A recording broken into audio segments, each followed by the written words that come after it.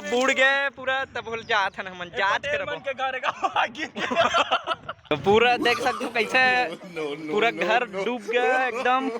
एक कन बाचे हम चढ़ के दिखाबो मीटर भी देख कहाँ टांगे तेरा देखो कहाँ दे नांगर भी वो हाथ हमार ट्रैक्टर वाला।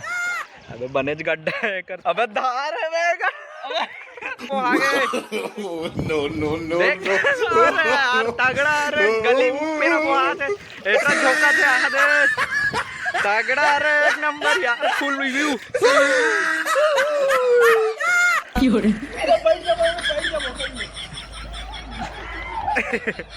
देख सकते हो गाइस महाराज कहाँ बीच में होती डुबका थे फुल तालाब में। हम नहीं जाबो अभी अब मतलब गाँव दिखाए पर इतना मेहनत करत है ना मन देख सकते तो एक लिए आप मतलब एक लाइक तो मतलब मैं टारगेट नहीं रखा था लेकिन आप मन अपन मन चाहे 10,000 लाइक कर दो गाइस ठीक है। फुल तगड़ा मजा लेते हुए हमारे गाँव के लड़का मन है नान है लेकिन क्या कभी उतलंग बाढ़ गए साले मन के तो है गाइस हम जाते ना अभी कहाँ जाते हैं नरवा देखे पर तो धर्मू से कहा गए तो गमे हम अभी समोला देखो अभी हर व्लॉग में मैं दिखूँ 4-5 दिन सब्सक्राइब करो गाइस दिल्लू भैया को। बाढ़ से बहुत ज़्यादा परेशान है हम देख सकते हो फोटो शूट चलत है लइक बापरा मल्ला हंसी मजाक सूझे सियान मन के हालत खराब हो गए हो पूरा बाढ़ एकदम ज़्यादा बाढ़ आ गए है रोड भी पूरा जाम। धर्मू मन तो घर से भी बाहर नहीं निकल पाते पूरा छेका गए तो ऊपर जगह में बना वीडियो ला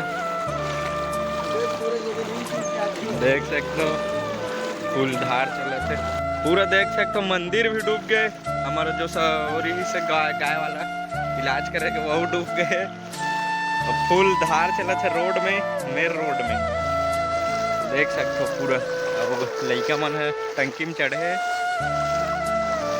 पूरा गाय वाय के बहुत परेशानी है सब लोग हमारे यहाँ भी हमारे गाय मतलब ऊपर में बांधे हैं छत में अभी सूट कूट उठ के आ रहा हूँ अभी मुँह धो यहाँ आके देख सकते हो आँखें भी नान हो गए हमारे तो मैं अभी चैनल बनाने वाला हूँ मोर चैनल ला सब्सक्राइब करूँ लाइक करूँ फॉलो करूँ सब करूँ धर्मू भैया लकम ओकरोल करूँ लेकिन मोरल करूँ ठीक है गाइस। तो आगे दतवन तोड़ के अब एक करबो अब छिंदाई एग्रीकल्चर भाषा में छिंदाई पूरा देख सकते हो रोड भी जाम हो गया बेकर के दौड़े लात रहते थे रोड दौड़न अब काला दौड़ बोए थे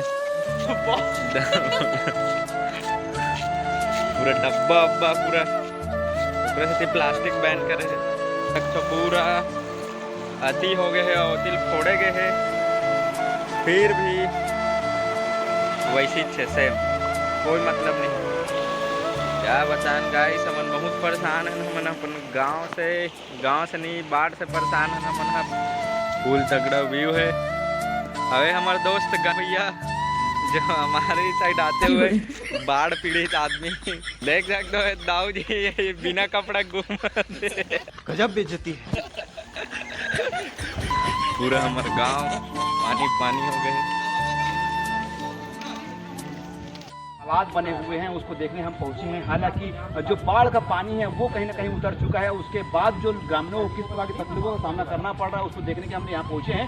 कल हमने बहुत प्रयास किया था ये जो गांव है चंगोरी आने का हमने बहुत प्रयास किया था साथ ही साथ भोतली रूदा खाड़ा तिरगा और साथ में डांडे सराय ये ऐसे गाँव थे जो पूरी तरह से रास्ते से टूट चुके थे। गाँव के लोग गाँव में और जो बाहर के लोग हैं वो गाँव में नहीं आ पा रहे थे। इस तरीके से पूरी स्थिति भयावह थी।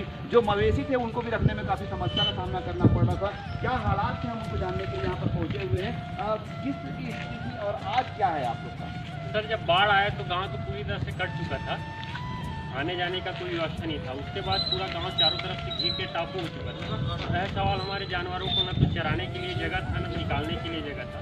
वो 2-3 दिन तक के अपने कोठा में ही वो कैद रहे एक प्रकार से।